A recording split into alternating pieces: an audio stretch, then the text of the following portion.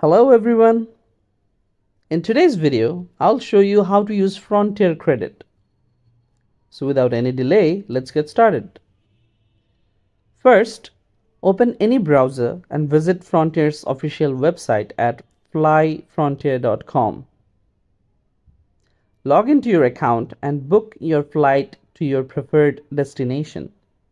On the payment screen, look for the section labeled Add Additional Payment, just below the credit card information.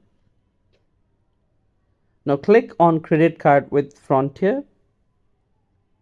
You will be prompted to enter a confirmation code.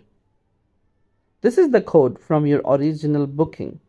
Once you enter the code, the payment will be processed and your credit will be applied. So simple, right?